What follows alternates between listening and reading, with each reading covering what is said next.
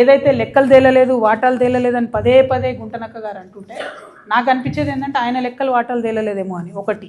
రెండు, 101% గుంటనక్క గుంపుమేశ్రీ ఇద్దరు కలిసి ఉండి కంప్లీట్గా ఈ అంశం నుంచి దృష్టి మరల్చేలాగా చేస్తున్నారు ప్రజల్ని.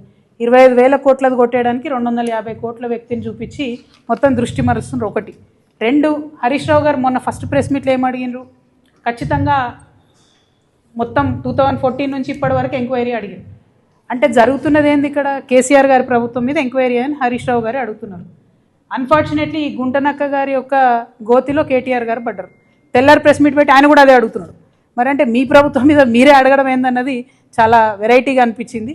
సో దాన్నే నేను ఫస్ట్ నుంచి చెప్తున్నది, అదే పార్టీలో ఉంటూ ద్రోహం చేయడం కేసీఆర్ గారికి అన్నది గుంటనక్క గారికి వెన్నతో పెట్టిన విద్య. ఇప్పుడు కూడా వారు అదే చేస్తున్నారు. బీఆర్ఎస్ పార్టీ కార్యకర్తలు నేను రిక్వెస్ట్ చేస్తున్నాను, వారి విధానం చూడండి, వారు మాట్లాడే పద్ధతి చూడండి. టోటల్ 2014 నుంచి ఇప్పటి వరకు బీఆర్ఎస్ పార్టీలో ఉంటూనే డిమాండ్ చేస్తున్నారు ఎంక్వైరీ చేయాలని.